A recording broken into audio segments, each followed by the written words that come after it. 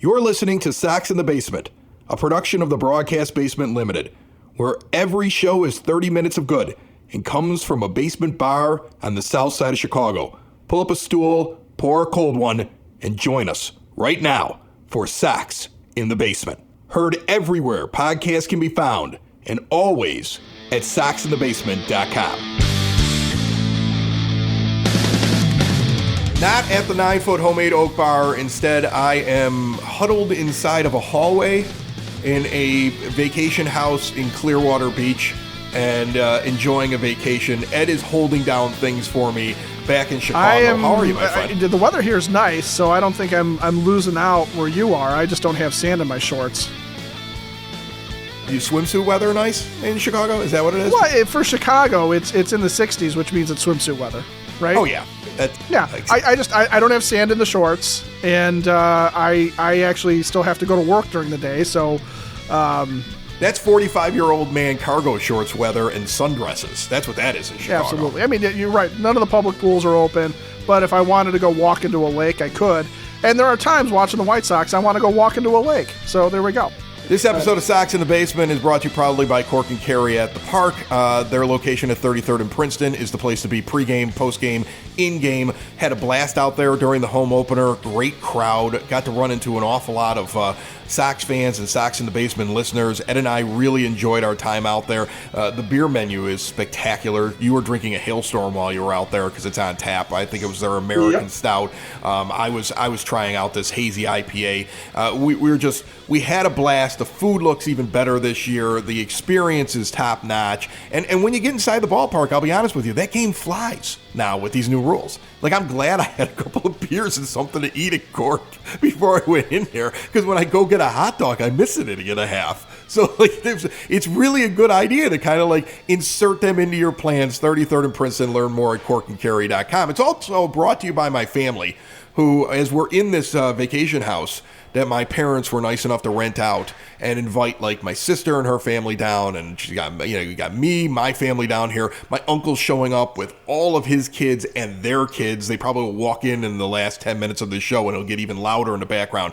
You'll be able to pick up people moving around because I can't throw them out of the house, and we're all just kind of like in here right now. Like, I think we're like, this is like the home base to go to the beach. And and the internet is terrible, dude. Like, I'm sitting in a hallway plugged into a router because that was the only way I could get a signal on the beach. So I'm just happy I can do the show with you and talk about this. Yeah, absolutely.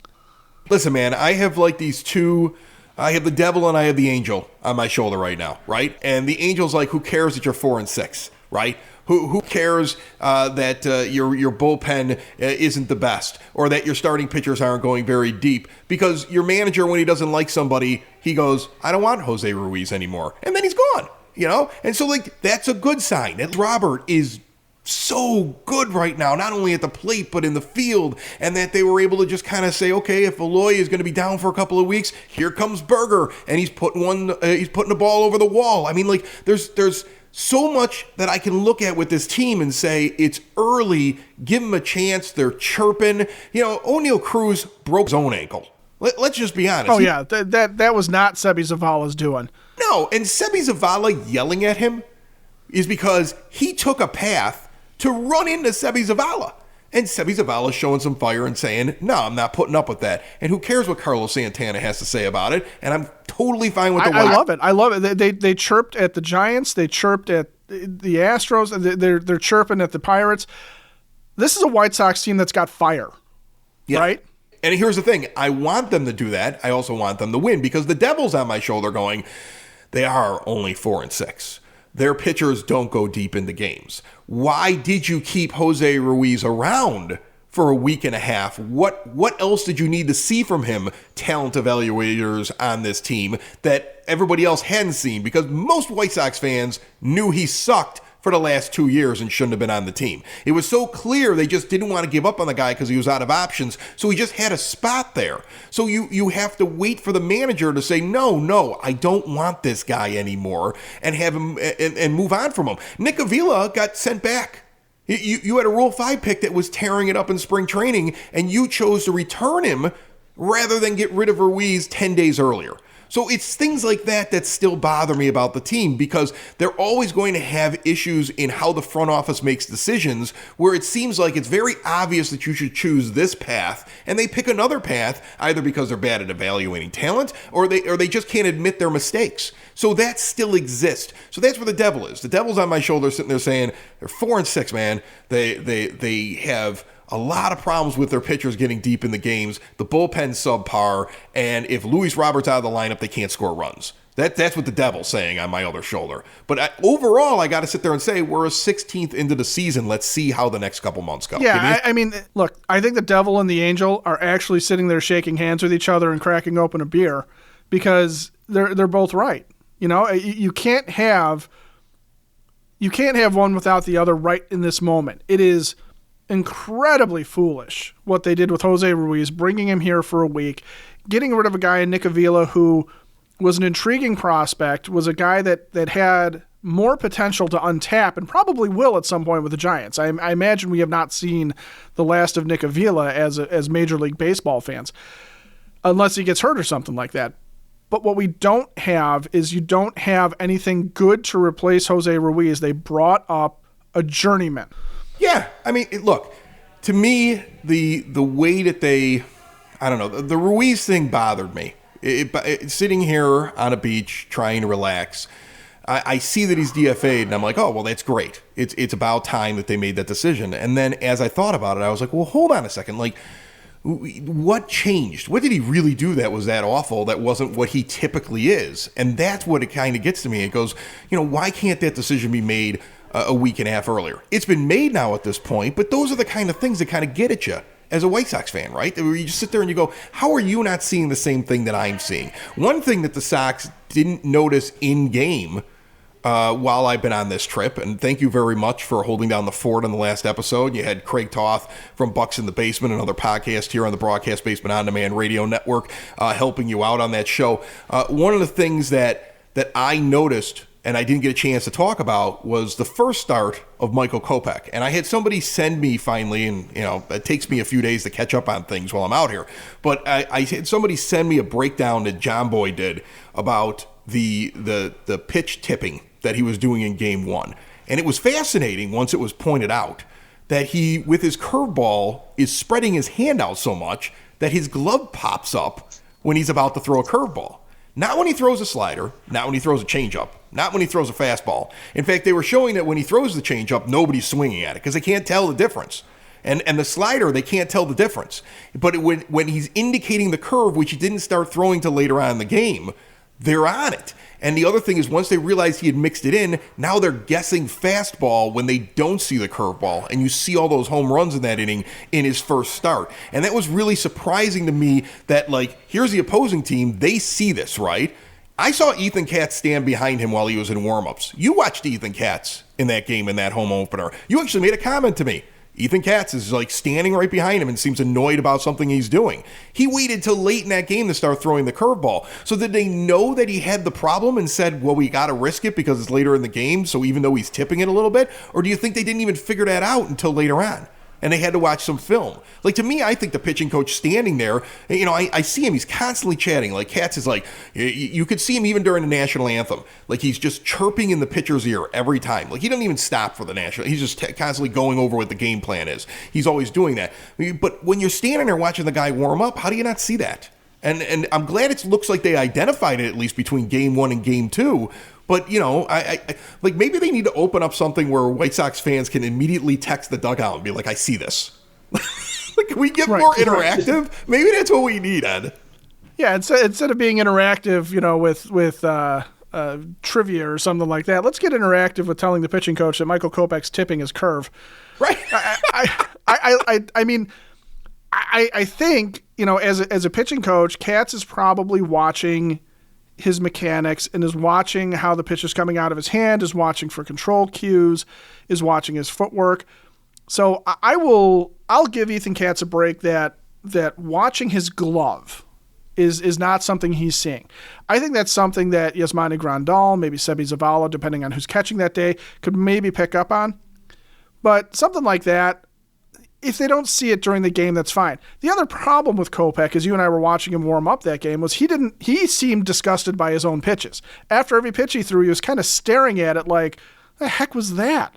So I think there's something to be said when you're tipping a pitch.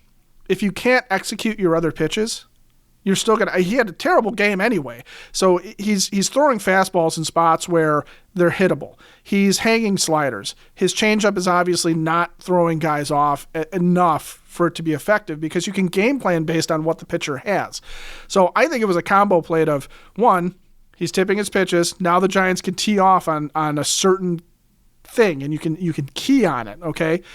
And the other thing is that, frankly, if he's throwing meatballs anyway, if the slider doesn't have good break, if the changeup doesn't have good movement, if the changeup doesn't have a good velocity shift to it, then you sit there and you look at it and go, okay, what are we doing here? What are we doing as a batter? We're just looking for a zone because we know the pitch is going to be there, and we don't care about velocity. We don't care about whether it's a change, a slider, a fastball. We just get to tee off. And there it goes. And I am happy that Michael Kopech went out and pitched a really good game the next time around. And so maybe that shows it got fixed. And I just want to see that. That's the difference between last year and this year. That's the difference I need to see. I need to see that when a mistake is made, when there's a problem, when a guy can't hack it and shouldn't be on the 26-man roster, that they actually make a decision and fix it. Like, if I look ahead right now, I'm pretty convinced that Elvis Andrus will not be the second baseman by the All-Star break, because they're going to get to a point where we're going to say, well, we signed him late in the offseason. He never really put it together. He's good defensively, but do we need something extra in the lineup? Now, he may play such good defense, and they may get so many runs, and the offense has been doing well, that they might sit there and accept his defense. But I also know that if it comes to a point where it's becoming a hindrance and they need more out of the position, I think that Pedro will sit there and say, we need a change. And I think Rick and Kenny have to listen to him, because at this point, it's going to be on them more than it's going to be on the manager you just hired. Yeah, and the idea of Lennon Sosa figuring it out in Charlotte, he's doing really well. The idea that Elvis Andrus may become a bench piece for you, I mean, notwithstanding that Hanser Alberto has as many relief appearances as anybody else on the team at this point, you have an obligation to have urgency, I think is what you're talking about here, a real big sense of urgency about this year. And you cannot mess around with guys who underperform. You cannot mess around with guys not being good enough, and you sure as heck cannot mess around with the idea that there's a next year to this group of guys, and there's a next year to this window. No, because at some point you're going to see some changes that have to be made. Like, the contracts are running out. Look, Lucas Giolito, he's got. I said it a week ago. I'm going to say it again. He's got to go deep in the games. He's got to be effective almost every time he comes out there. There's money on the line. He's got to get going. Like, right now, after 2 starts for everybody as we sit here.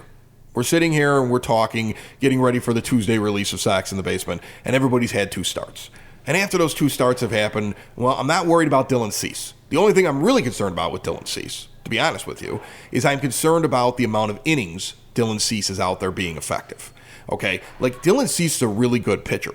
But what Dylan Cease needs to be is somebody who goes deeper in the games. They need several guys that can go deeper in the games. They need more quality starts. They need guys that go 6 innings at a minimum and have 3 or less runs given up. That's the metric for a quality start, and they need that more, because they can't tax this bullpen for 162 where they're responsible for the 6th, 7th, 8th, and 9th inning every game. That's insane. So that's something they really, really have to work on. There's an entire group of people walking in behind me. Can you even hear it? Can you hear this? I can hear it. I can hear it. And you know what? Honestly, if you've got family that need to transition away from, say, screaming and yelling while you're trying to record, or they're just transitioning to a new age of life, mom, dad, grandma, and grandpa, if they need to be out of assisted living, make it so they can get around on their own and live independently. Stair lifts, ramps, grab bars, lift chairs, even bathroom remodeling. They can work with insurance and have 0% financing for qualified individuals, for CPAP machines, whatever you need. We're talking about Hyatt Home Medical Equipment, of course. Learn all about them at hhme.com. Stop in and see them at 3518 West 95th Street in Evergreen Park.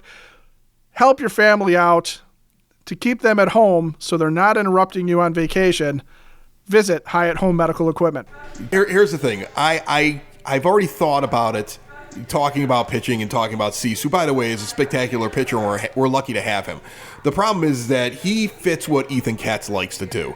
Ethan Katz wants guys that are going to paint corners, wants guys that are going to get strikeouts, keep the ball out of play, and dominate. That's what he wants. The problem is that style doesn't give you a pitcher that goes deep into games. It works for Dylan Cease, although I will tell you this, we talked about this at the end of last season. Dylan, like at the end of last season, in the second half, far less strikeouts, right? Far less far less painting things and more pitching the contact from time to time, especially with guys at the bottom of the lineup. And he was going deeper into games. And I remember we found this stat because we were looking at fantasy baseball, right? And they were like, well, he's not as good of a fantasy baseball pitcher here in the back half of the year because he's not getting as many strikeouts. Yeah, but he's going deeper in the games. He's helping his team. We went on a run when he was doing that in the back half of the year. I expect him to get back to that. I understand that it's early in the year and guys still aren't maybe completely ramped up, so fine, but we need that. After I see that, I'm going to tell you something right now. If Michael Kopech can stop tipping pitches and he gets movement on his fastball, he can go deeper in the games, and I think Mike Clevenger is going to show you that he can go a little bit deeper into games. Lance Lynn's a 4 to 5 inning pitcher, unfortunately, right? Like, that's going to work out well for you in the postseason or when you have a rested bullpen, but that's something they really have to start paying attention to. They don't have enough guys that go deep, and they need more Mark Burleys on this team with these quicker clocks and the way that things are moving. Like, I'm brought back to this, Ed, and then you tell me if this struck you as much as it struck me. Ethan Katz in spring training talking about how the pitch clock's going to make it harder for his pitchers because when they need a break, they can't walk around the mound. You know, his style and what he's doing wasn't wrong in any way before these rule changes. But now if what you're trying to do is very intense, just get guys out and make that happen at the plate instead of in the field and, try to be as dominating in terms of the shape of your pitch and things like that, you don't get a chance to step off. You may get winded when you're doing that. Your pitching style may not be conducive to how quickly you have to get into your set position and throw. And so an adjustment needs to be made. I think that's the thing I'm noticing with the staff. You have a very talented staff who may be having issues because of the style that they've been doing the last couple of years, the Cat style. And hopefully that adjustment can be made.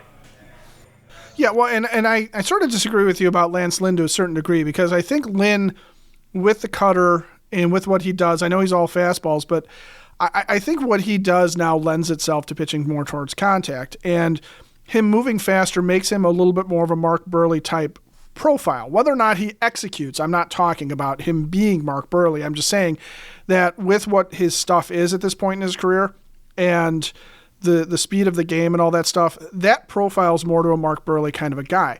If he can get weak contact and get guys to ground out and pop out and fly out the way Burley used to, he might be able to go a little bit longer, in spite of the fact that he's an older guy, in spite of the fact that he's had leg injuries and things like that. I do wonder, though, with Dylan Cease, if there just comes a point, and I think Giolito follows along with this. I don't know enough about Mike Clevenger, honestly, to tell you one way or the other. But I think with Giolito and with Cease having a similar profile in the Katzian system of paint, use your stuff, get strikeouts, I do think that there's a chance that when they do get a little stretched out, when the weather gets a little bit warmer, and when guys kind of get into their mid-season groove, that you will see more opportunities for them to go longer and spend more time getting guys out based on contact as opposed to just trying to paint and get the strikeouts. For that, I think what has to happen is for Cease, it's maybe a little bit harder because I think right now his stuff is so electric that it's hard to get guys to make contact with some of his breaking stuff, right? And it's hard to get guys to make weak contact off of his fastball because it plays so well off of his breaking stuff. That's what's making him dominant. He just needs to cut down on the balls. When he is painting, he needs to cut down on that and not have extraneous pitches every at bat. For Giolito, if I'm him, I am starting to think about the fact that I've got a good breaking ball and I've got a good changeup fastball mix, and I'm trying to use that to get guys to ground out. And give me about 2 or 3 innings in every start where I'm not really going for the Ks. I'm going for that, and save the strikeout stuff for when you absolutely need it, when a guy is on, when you need to get an out so that you got a guy, somebody hits a double off of you, stuff happens. Double with 1 out, get a strikeout so that this guy he doesn't have a chance to move over, right? Or a double with no outs. You don't have a chance to get the guy to move over, so you got somebody on third with 1 out, because that's how runs are going to score. Cheap runs end up scoring. And for the Sox, they cannot let cheap runs happen. I don't care. You give up a home run, tip your cap to the guy that hit it. You give up a couple of rigging doubles, tip your cap, and stop tipping your pitches, but tip your hat maybe a little bit too. That, I think, is going to be the adjustment is for Giolito. He's got to find a way to make contact. I think for Cease, he just needs to be more efficient if he's going to go deeper in games. And Michael Kopech, frankly, the template he followed against the Pirates is perfect. That was a quality start. That was exactly what you want. You can get the 7th, 8th, and 9th cut. And if you can squeeze an extra inning out of Kopech as he is stretched out, as he is going to build on the most innings he's ever pitched in a season professionally, then I think you can see him pitch into the 7th later on if he's throwing that well. I also think Kopech's going to give you a few stinkers here and there too, so you got to watch out for that. Good place to go talk baseball if you want to try and hash this out with the White Sox is Hailstorm Brewing Company, located down in Tinley Park at 8060 186th Street, right off of 80th Avenue. Just an absolute incredible lineup of beers. Like Chris mentioned, I was drinking the American Stout when we were out at Cork and Carry, and it was amazing. There's a mouth-watering scratch kitchen. It's a working brewery with tap room. It's a big old beer hall. So you sit down at a table, you make some new friends, you sit and you talk about everything that's going on. Now, if you're there for lunch, Tuesday through Friday, half-price lunch special with a beer basically comes out to price of the meal with a free beer by the time all the discounts are happening. Check it out. Highly acclaimed brewer Will Turner is bringing decades of experience and excellence to Hailstorm Brewing. Check out their outdoor patio, complete with a fire pit for those chilly evenings, although the weather's getting better, so now's the time. Live music on weekends, trivia nights, other fun events. Don't miss out. Check the website for acts that are upcoming and check them for the lunch specials. Follow them on their Facebook page at Hailstorm Brewing Co., where they post all their events, and be just sure to check them out at hailstormbrewing.com. Well, here, look at the rotation through the first 2 times through. And Dylan Cease is such a different pitcher than the other 4 guys, okay? He's got more innings than anybody else through his 2 starts at 11 and a third. And it's still, like, he's got to go deeper, and I believe that he'll be able to do that. He's only given up 3 hits over those 11 and a third, and he's walked 5. He's got a whip of 0.706. All right, so I don't worry about him when he takes the mound. We need more of that, and we need to see a little bit better out of the other 4 guys. You look at the other 4 guys: 10 2/3 from Kopech, 10 and a third from Clevenger, 10 innings from Lynn, and 9 innings from Giolito in their first 2 starts. All right, it's just not good enough. I'm sorry, it's not good enough. Okay, no, it's not. They're putting all kinds of guys on base, like Giolito over 9 innings, 17 hits in 9 innings, and a walk. He's putting 2 guys on per inning. So there's some issues there. There's some stuff there that makes me very nervous. You have to go deeper, and you have to figure out a way to keep guys off base. I mean, now on the other hand, the thing that has struck me is, I don't know about you, but I'm sitting around playing fantasy baseball through the first week and a half, and I'm noticing an awful lot of pitchers that were extremely effective last year who are putting way too many guys on base. And I'm wondering if the shift rules, and I'm wondering if the pitch clock, and I'm wondering if it's taking away the effectiveness of some pitchers. And will they adjust and get back to what they were, or are we going to see that some pitchers were really good with those rules, and now that they've been changed, they go to from being good to average, from being average to below average? Like, is this something that some of these guys are just never going to be as effective again because you can't move a bunch of guys over to one side of the field, or that they can't go through the rhythm that they're used to? Because, I mean, that's the other thing that concerns me. It's not just the White Sox. Go and look up any pitching staff in baseball. There's an awful lot of names that are usually doing really well that are off the terrible starts this year. Because I can see it as I just go through my team of, really good pitchers that I put together over the years in this Dynasty League. And I'm like, why is this guy so bad all of a sudden? Well, I had 2. To your point, I had two of those guys. I had Chris Bassett and Corbin Burns on my fantasy team. And Burns is a guy that is a high strikeout guy normally. Now, he's not getting Ks this year for whatever reason, but he's also getting, I think, ground balled to death, if I had to guess, because he's the kind of guy that would get the ground balls. And frankly, the Brewers' defense behind him isn't tremendous, right? They're not great. They're not terrible, but they're not spectacular by any stretch of the imagination. Then there's no shift. And it's a bunch of younger guys, too. And Bassett got absolutely destroyed in his first start as a Blue Jay, and it was just that. He's a guy who pitches to contact. He's never been a high strikeout guy, but he was always super efficient and went deep into games, got a lot of innings out of him, kept runs off the board. He was just very, very good at that.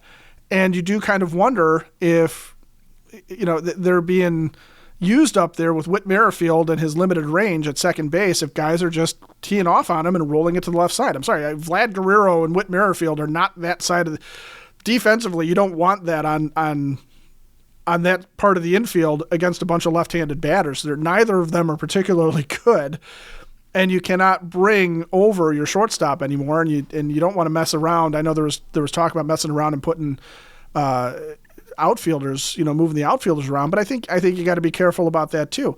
So yeah, I do think there is going to be an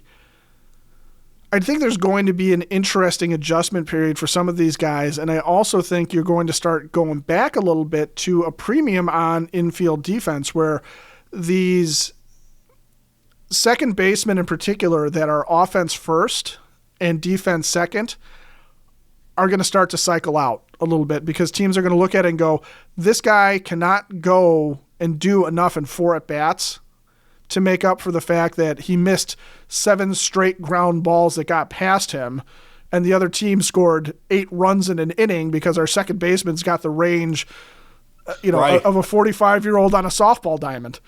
And here's the thing, then that goes right back to what I said earlier in the show. And so now that's the reason why I'm probably wrong.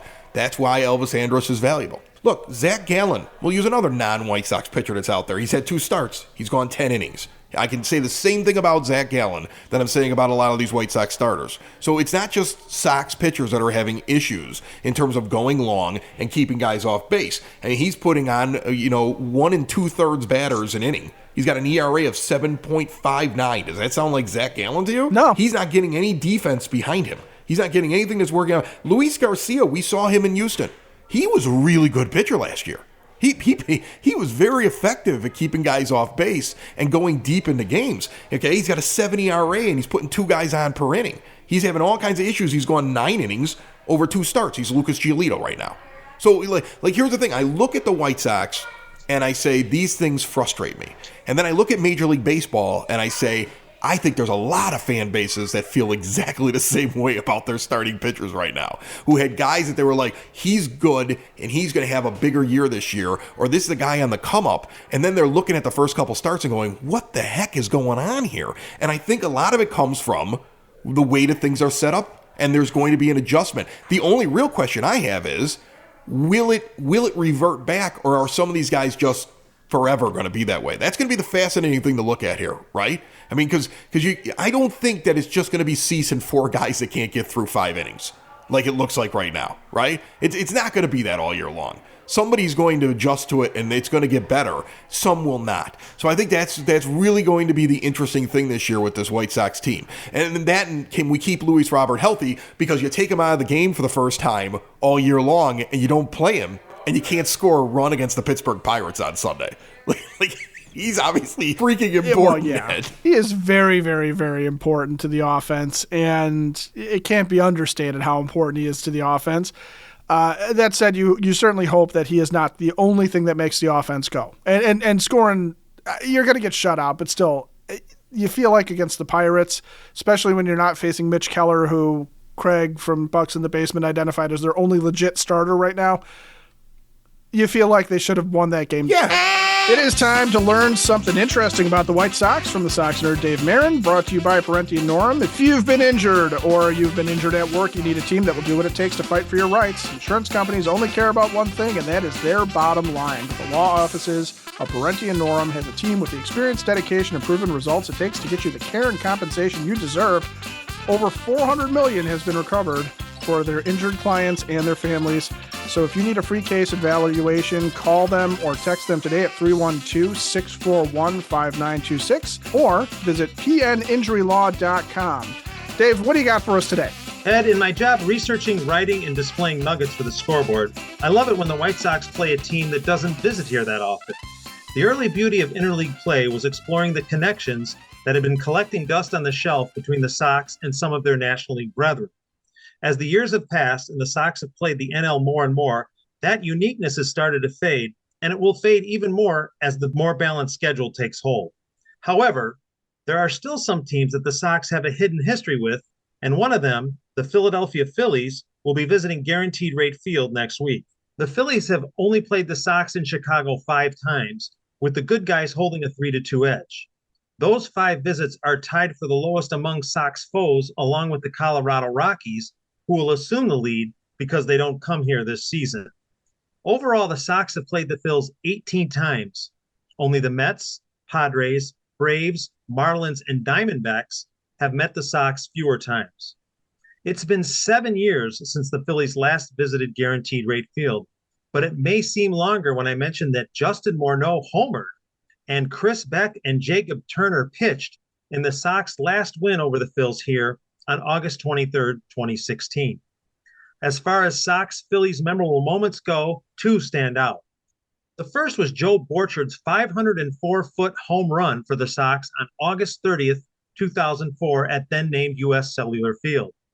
I was there, and that thing was legit. It cleared the concourse in right field and remains the longest homer hit in the current park. The second memorable moment is kind of a crazy one. On August 2nd, 2019, the Sox and Phils were embroiled in a pre-Universal DH marathon in Philly when Jose Abreu was thrown out at the plate in the 14th inning by Vince Velasquez. Yes, the double V was in the game in left field after pinch running for the Phils, who had exhausted their bench. Abreu, though, had the last laugh in the next inning when he drove in the go-ahead run and the Sox win. So next week, Ed, if you see Craig Kimbrell heading to left with Andrew Vaughn on second, you know we're in the midst of another crazy Phillies-Sox game. How about a few Sox-Philly zingers? The only 2 men to manage both teams are Hall of Famer Hugh Duffy and Jim Fregosi. Greg Luzinski hit the most homers while playing for both teams at 307, and White Sox icon Dick Allen was the first Philly to start 2 All-Star games at third base. That's it. That's probably more than you ever wanted to know about the Sox and Phillies. But did Dick Allen ever juggle baseballs while smoking a heater for the Phillies? Not with the Phillies, no. Yep, see, then we got it for the White Sox. There's a zinger back to the Phils right there. That's right. Thank you, Dave, and we will see you next week. All right. Big plans for me today. I'm going to try to watch White Sox baseball all week long, but the internet's terrible, which is why I have to do the show in a hallway. Right. Can you watch the game in a hallway, or? I have to plug into the router for the entire house because nothing works here. And and how do you complain about it? You're at the beach, right? That's just it. Really, if you go to the beach to get on the internet, you're kind of missing. I don't really need the internet. With the exception of this show and the show later on this week, I don't really need it. Every other show on the network is done. So I'm not really worried about it. I'm not even going on Bucks in the Basement. I go and I help out Craig, who was on the show last week, and I just sit as a sounding board while he does his show, and then I help him with some of the production stuff. But he's basically taken it over the last year or so. He's doing a minor league thing and everything out there, and he's completely on his own this week, and that's good because I don't want to be on Pittsburgh Pirates radio telling them all that O'Neal Cruz broke his own ankle. They're just going to be really mad at me. So there's maybe nothing to be gained about angering the Pirates fan base with that. So watching somebody who's one of your stars coming out of a rebuild, we've been there before, get hurt, and you just want to be angry at somebody. So you're going to be mad at Seby Zavala and the White Sox fan base. And I'm just so glad I don't even have to pop my head in there this week.